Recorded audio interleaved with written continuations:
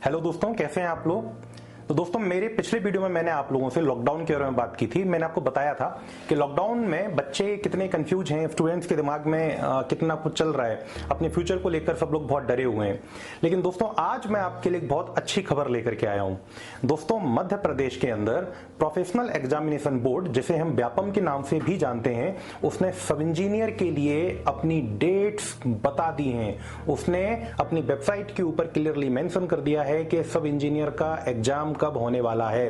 दोस्तों, ये एग्जाम बहुत टाइम से पेंडिंग है, 2 बार रीशेड्यूल ऑलरेडी हो चुका है और फाइनली अब व्यापम ने बोला है कि वो 22 और 23 अगस्त 2020 को इस एग्जाम को कंडक्ट करने वाले हैं। दोस्तों, बहुत लंबे टाइम से इस एग्जाम का इंतजार कर रहे हैं। 2018 के रिक्रूटमेंट टेस्ट के बाद अभी तक सब इंजीनियर का एग्जाम हमारे स्टेट के अंदर, मध्य प्रदेश के अंदर नहीं हुआ है और बहुत सारे सिविल इंजीनियरिंग के बच्चे, मैकेनिकल इंजीनियरिंग के बच्चे और इलेक्ट्रिकल इंजीनियरिंग के बच्चे इस एग्जाम का वेट कर रहे हैं। तो दोस्तों, फाइनली न्यूज कंफर्म हो चुकी है। व्यापम ने अपनी वेबसाइट के ऊपर ये मेंशन किया हुआ है कि सब इंजीनियर का एग्जाम होने वाला है। मेरे पास बहुत फोन आ रहे हैं। जैसे ये चीज वेबसाइट के ऊपर आई थी, मेरे स्टूडेंट्स ने मुझे फोन करके पूछा कि सर, इस बार ये एग्जाम होगा क्या इस बार भी रीशेड्यूल तो नहीं हो जाएगा। तो दोस्तों, मुझे जो लगता है, इस बार ये एग्जाम अब रीशेड्यूल नहीं होना चाहिए, क्योंकि ऑलरेडी ये एग्जाम 2 बार रीशेड्यूल किया जा चुका है और मध्य प्रदेश के अंदर सब इंजीनियर्स की बहुत कमी है डिपार्टमेंट्स के अंदर। 2020 में मार्च में रिटायरमेंट स्टार्ट हो चुके हैं और ऑलरेडी एम्प्लॉइज की बहुत कमी थी, सब इंजीनियर्स की बहुत कमी थी, इसलिए एग्जाम पहले भी शेड्यूल किया गया था। लेकिन किन्हीं कारणों से, कुछ दिक्कतों की वजह से लगातार इस एग्जाम की डेट आगे बढ़ती रही और फाइनली ये एग्जाम अब हो गया। अब लोगों को लग रहा है कि अभी तो लॉकडाउन चल रहा है, लॉकडाउन के बीच में ये एग्जाम कैसे हो जाएगा। तो दोस्तों, एग्जाम तो होंगे, लॉकडाउन के अंदर एग्जाम नहीं रुकेंगे। ये मैंने आपको पिछले अपने वीडियो के अंदर भी बहुत अच्छे से समझाई थी। गवर्नमेंट का काम नहीं रुकेगा, जो इतने सारे प्रोजेक्ट चल रहे हैं वो प्रोजेक्ट नहीं रुकेंगे। दोस्तों, गवर्नमेंट भी बोल रही है कि अब हम सोशल डिस्टेंसिंग को फॉलो करते हुए सभी चीजों को रीओपन करने वाले हैं। तो सभी एग्जाम्स होंगे और हमें मान के चलना है कि 22 और 23 अगस्त को हमारा एग्जाम है और हमें उसके लिए बहुत फोकस होकर तैयारी करनी है। तो दोस्तों, आज मैं आपको थोड़ा सा व्यापम के बारे में बताऊंगा, आज मैं आपको उसकी प्लानिंग बताऊंगा, उसकी स्ट्रेटेजी बताऊंगा और आपको वो गुरु मंत्र दूंगा कि कैसे आप इस छोटे से ड्यूरेशन के अंदर इस एग्जाम को क्रैक कर सकते हैं। दोस्तों, व्यापम मध्य प्रदेश में सब इंजीनियर का एग्जाम करता है और इस एग्जाम के थ्रू अलग अलग डिपार्टमेंट्स में ग्रेड 3 पर सब इंजीनियर्स की नियुक्ति होती है, सब इंजीनियर्स की पोस्टिंग होती है। अब इस एग्जाम का पूरा स्वरूप क्या है, इस एग्जाम का स्ट्रक्चर क्या है। ये एग्जाम अपने पैटर्न को 2 बार ऑलरेडी चेंज कर चुका है और अभी एक नया पैटर्न पिछली बार से 2018 से मध्य प्रदेश में लागू हुआ है। अभी जो नया पैटर्न मध्य प्रदेश के अंदर व्यापम में सब इंजीनियर एग्जाम का चल रहा है, उस पैटर्न में टोटल 2 पार्ट होते हैं। जो हमारा पूरा एग्जाम होता है 3 घंटे का, उसके 2 पार्ट होते हैं। जो पहला पार्ट होता है वो नॉन टेक्निकल का पार्ट होता है और जो दूसरा पार्ट होता है वो सिविल इंजीनियरिंग का, इलेक्ट्रिकल इंजीनियरिंग का या मैकेनिकल इंजीनियरिंग का पार्ट होता है। ये दोनों पार्ट 100 मार्क्स के होते हैं। जो पहला पार्ट होता है, अगर हम उसके अंदर आने वाले सब्जेक्ट्स के बारे में बात करें तो उसके अंदर जनरल हिंदी आती है, जनरल मैथमेटिक्स आता है, जनरल इंग्लिश आता है, जनरल नॉलेज आता है, जनरल साइंस आता है, बेसिक कंप्यूटर आता है और जनरल रीजनिंग और एप्टीट्यूड से रिलेटेड कुछ क्वेश्चंस आते हैं। इस तरह से ये 100 क्वेश्चंस होते हैं और 100 मार्क्स के क्वेश्चंस होते हैं। और जो पार्ट बी होता है, जो दूसरा पार्ट होता है, वहां पे सिविल इंजीनियरिंग के 100 क्वेश्चंस आते हैं। इस तरह से 200 नंबर का ये पेपर बनता है और आपको 3 घंटे मिलते हैं इस पेपर को अटेम्प्ट करने के लिए। दोस्तों, ये पेपर मध्य प्रदेश के अंदर सीबीटी हो चुका है, कंप्यूटर बेस्ड हो चुका है और सीबीटी जब से ये एग्जाम हुआ है तब से इसका जो लेवल है वो थोड़ा सा बढ़ गया है। इस पेपर का स्तर है जो थोड़ा सा बढ़ गया है। आप सभी को पता होगा, आपने अपने बड़ों से सुना होगा या फिर जो लोग पहले सिलेक्ट हुए हैं, आपके सीनियर्स हैं, आपने उनसे सुना होगा कि गुप्ता एंड गुप्ता एक किताब आती है सिविल इंजीनियरिंग के अंदर, ऑब्जेक्टिव, उसको रट लीजिए, उसको पढ़ लीजिए और आपका व्यापम बहुत अच्छे से निकल जाएगा। लेकिन ये बहुत पुरानी बात हो चुकी है। मैं बहुत लंबे समय से पढ़ा रहा हूँ, मेरे बहुत सारे बच्चे व्यापम के अंदर सब इंजीनियर में सिलेक्ट हुए हैं, बहुत सारे बच्चे एमपीपीएससी में सिलेक्ट हुए हैं और मुझे ये कहते हुए बहुत गर्व होता है कि व्यापम का जो पिछला एग्जाम हुआ था उसमें टॉप 10 में 13 बच्चे हमारे इंस्टीट्यूट से थे। 13 बच्चे टॉप 10 के अंदर मेरिट में मेरे पढ़ाए हुए थे। तो बहुत अच्छा लगता है इन बातों को जब भी कभी हम याद करते हैं, इन बच्चों ने हमें इतना गर्व करने का मौका दिया है। खैर, मैं आपको ये बता रहा हूं कि इस एग्जाम ने, मैंने इस एग्जाम को जितना नजदीकी से देखा है, इस एग्जाम ने अपने पैटर्न को जब से सीबीटी पर ये एग्जाम शिफ्ट हुआ है तब से उसने थोड़ा सा अप किया है। और अब केवल गुप्ता एंड गुप्ता रटने से आपका एग्जाम नहीं निकल पाएगा, आपको थोड़ा सा थोरोली स्टडी करनी पड़ेगी। पड़ेगी, थोड़ी सी डीप स्टडी करनी पड़ेगी, थोड़ा सा अच्छे से स्टडी करनी पड़ेगी। अगर हम पिछले 2 व्यापम के सब इंजीनियर एग्जाम के क्वेश्चंस को देखते हैं, अगर प्रीवियस ईयर्स में आए हुए क्वेश्चंस को हम लोग देखते हैं, तो हमें उन क्वेश्चंस में बड़ा क्लियरली ये समझ में आता है कि वहां पर कोई बहुत ज्यादा मैथमेटिकल कैलकुलेशन इन्वॉल्व नहीं हो रही है, ना ही वहां पर कोई बहुत ज्यादा टिपिकल कंसेप्ट इन्वॉल्व हो रहा है।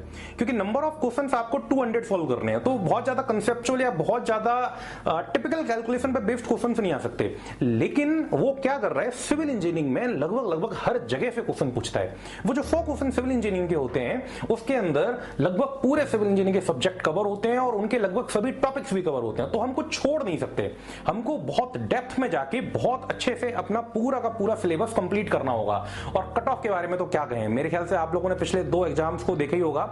अब तो मध्य प्रदेश में सब इंजीनियर एग्जाम के अंदर हम कह सकते हैं कि अगर आपको सिलेक्ट होना है तो आपको जनरल कैटेगरी से कम 200 में से 155 टू 160 मार्क्स स्कोर करने ही करने होंगे।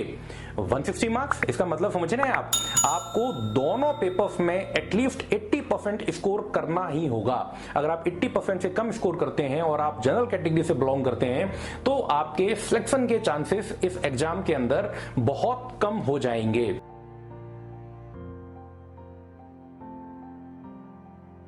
व्यापम की तैयारी करने के लिए जो स्ट्रेटेजी हमें अपनानी चाहिए, उस स्ट्रेटेजी के अंदर हमें किस तरह से पढ़ाई करनी चाहिए, ये सबसे इंपॉर्टेंट बात है। दोस्तों, जब हम पढ़ाई करने के लिए बैठें तो हम जो कॉम्प्लिकेटेड न्यूमेरिकल प्रॉब्लम्स हैं उन पर अपना ध्यान ना रखें, ज्यादा हम उन पर ज्यादा समय बर्बाद ना करें, क्योंकि व्यापम के अंदर उतनी न्यूमेरिकल प्रॉब्लम्स आती नहीं है। साथ ही साथ जो बहुत ज्यादा कंसेप्चुअल प्रॉब्लम्स होती हैं, हमें उन पर भी अपना ध्यान ज्यादा नहीं लगाना चाहिए। उन प्रॉब्लम्स के बारे में भी हमें थोड़ा सा टेंशन फ्री हो जाना चाहिए, क्योंकि व्यापम के अंदर उतने कंसेप्चुअल क्वेश्चंस भी नहीं आते। अब हमें तैयारी कैसे करनी चाहिए? पहला काम तो हमें ये करना चाहिए कि हमें प्रीवियस ईयर्स के व्यापम के पूरे पेपर्स डाउनलोड कर लेने चाहिए। अगर आपके पास ये पेपर नहीं है तो आप आईसी ग्रुप ऑफ एजुकेशन की ऐप डाउनलोड कर सकते हैं, वहां आपको ये पेपर मिल जाएंगे, हमारी वेबसाइट से आपको ये पेपर मिल जाएंगे, या फिर एक ईमेल ड्रॉप कर दीजिए, हम आपको ये पूरे के पूरे पेपर्स मेल कर देंगे। इसके बाद आपको एसएससी जेईई के पूरे ऑब्जेक्टिव पेपर सॉल्व करने होंगे, आपको इंजीनियरिंग सर्विसेज के पूरे प्रीवियस ईयर्स के ऑब्जेक्टिव पेपर सॉल्व करने होंगे। अगर आप इतना काम कर लेते हैं तो आपकी प्रैक्टिस बहुत अच्छी हो जाएगी और आप बहुत अच्छे से इस पेपर के अंदर परफॉर्म कर पाएंगे। एक बात आपको और याद रखनी है, इसका जो नॉन टेक्निकल पोर्शन है, उस पोर्शन को आप हल्के में मत लीजिए। बच्चे अपने टेक्निकल पोर्शन के ऊपर लगे रहते हैं या फिर थोड़े लेट हो जाते हैं, पेपर के 1 महीने या 2 महीने पहले सीरियस होते हैं और उसके बाद वो या तो नॉन टेक्निकल पोर्शन को छोड़ देते हैं या फिर टेक्निकल पोर्शन को छोड़ देते हैं। मुझे ऐसा लगता है, मैं ऐसा मान के चलता हूं, क्योंकि आप सभी इंजीनियरिंग के विद्यार्थी हैं, तो आपका टेक्निकल तो बहुत अच्छा होगा, आपको नॉन टेक्निकल पर भी फोकस करना होगा। आप नॉन टेक्निकल को छोड़ नहीं सकते, आपको नॉन टेक्निकल में कम से कम 80% नंबर लाने ही होंगे। अगर आप 80% नंबर उसके अंदर नहीं लेकर के आते हैं तो जो ओवरऑल मार्किंग होनी है, उस मार्किंग के अंदर आप पिछड़ सकते हैं और आपके जो मार्क्स होंगे वो 155, 160 को शायद टच ना कर पाए। तो दोस्तों, अपनी तैयारी इस तरीके से प्लान कीजिए कि आप पूरा का पूरा नॉन टेक्निकल और पूरा का पूरा टेक्निकल बहुत अच्छे से खत्म कर लें। तो नॉन टेक के लिए तो मेरे ख्याल से आप लोग जानते होंगे, Rajiv sir is the best, तो आप राजीव सर से पढ़ सकते हैं। राजीव सर की ऑनलाइन क्लासेस अभी भी चल रही हैं, फ्यूचर में वो व्यापम के भी पूरे नॉन टेक्निकल सिलेबस को खत्म करेंगे। उसकी भी जानकारी आपको आईसी ग्रुप ऑफ एजुकेशन की ऐप पर लगातार मिलती रहती है और आगे भी मिलती रहेगी। अगर आपके पास ऐप नहीं है तो आप ऐप अभी डाउनलोड कर लीजिए, क्योंकि उस ऐप के अंदर कब कौन सा एग्जाम होना है, कैसे आपको तैयारी करनी है, आपको कैसे क्वेश्चन सॉल्व करने हैं, ये पूरी जानकारी हम देते हैं और फ्री में देते हैं। आपको हमारी ऐप को यूज करने का कोई चार्ज नहीं देना होगा। आप हमारी ऐप डाउनलोड कर लीजिए, आप एकदम अपडेट रहेंगे और आपको डेली एक प्रैक्टिस टेस्ट भी असाइन होता रहेगा। आप 10 क्वेश्चंस डेली पाएंगे विद सॉल्यूशन, आप उसको अटेम्प्ट कर सकते हैं और अपनी रैंक ग्लोबली आप कंपेयर कर सकते हैं। दोस्तों, इसी एग्जाम को मैंने दिया था 2012 में और मेरी इस एग्जाम के अंदर 35th रैंक आई थी। मैं तब पढ़ाता था और उसके 1 साल बाद मेरा एक स्टूडेंट था अभिषेक शर्मा, उसने इस एग्जाम को दिया and he top the exam. उसने इस एग्जाम के अंदर टॉप किया, उसकी पहली रैंक आई। तो जब मैं इन बातों को सोचता हूं मुझे बहुत अच्छा लगता है और कभी कभी सोचता हूं कि शायद मैं एक अच्छा टीचर बन पाया, क्योंकि जिस एग्जाम के अंदर मैं 35th रैंक लेकर के आया, उसी एग्जाम के अंदर मेरा एक स्टूडेंट 1st रैंक लेके आया। तो दोस्तों, मैं यहां पर आपको गाइड करने के लिए, आपकी पूरी मदद करने के लिए एकदम तैयार हूं। आप अपनी तैयारी चालू कर दीजिए और आपको जो भी मदद लगती है आप मुझे फोन कर सकते हैं, आप मुझे मेल कर सकते सकते हैं, व्हाट्सअप कर सकते हैं, मैं आपकी पूरी मदद करूंगा। और आइए हम ठान लेते हैं कि हमें इस एग्जाम के अंदर सिलेक्ट होना है। ये एग्जाम 22-23 अगस्त को जो हो रहा है वो सिर्फ हमारे लिए हो रहा है और हम इसमें सिलेक्ट होकर रहेंगे। और जिस दिन आपने अपने मन में एक संकल्प कर लिया ना, जिस दिन आपको लगा कि नहीं मुझे तो ये करना ही है और ये पैरेलल टू ऑक्सीजन हो गया आपकी लाइफ के अंदर, मैं आपको गारंटी दे सकता हूं कि आप इस एग्जाम के अंदर सिर्फ क्वालिफाई नहीं होंगे, बहुत अच्छी रैंक के साथ अपना सिलेक्शन लेके आएंगे। तो दोस्तों तैयारी कर दीजिए, बहुत अच्छे से अपनी पढ़ाई चालू कर दीजिए। ये एग्जाम आप ही के लिए आया है और आपको इस एग्जाम के अंदर सिलेक्ट होना है। दोस्तों इस एग्जाम के लिए जो तैयारी बच्चों की होनी है उसके लिए हमने ये तय किया है, क्योंकि लॉकडाउन चल रहा है, अभी इतनी जल्दी हमें नहीं लगता कि कोचिंग स्टार्ट हो पाएंगी, जितने भी एजुकेशनल इंस्टीट्यूट्स हैं वो इतनी जल्दी स्टार्ट हो पाएंगे।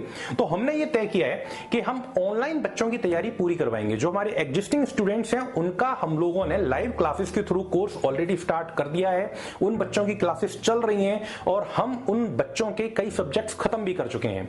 और बाकी के भी जो बच्चे हैं उनके लिए भी हम लोग लाइव क्लासेस स्टार्ट करने जा रहे हैं और हम लोग 3 से 4 महीने का एक ऐसा प्रोग्राम डिजाइन करने वाले हैं कि हम व्यापम के पूरे कोर्स को, टेक्निकल और नॉन टेक्निकल, इस पूरे के पूरे कोर्स को खत्म कर दें। कोशिश करें कि आपके डेली टेस्ट हों, आपको बहुत अच्छा एक स्टडी मटेरियल मिल सके, आपके डाउट क्लियर हो सके और जो भी लेक्चर्स होंगे उनकी जो रिकॉर्डिंग्स होंगी वो आपके पास रहें, जिससे आप उसको रिवाइज कर पाएं और रिवीजन के लिए फिर से आपको कुछ और भी लेक्चर बना करके दें।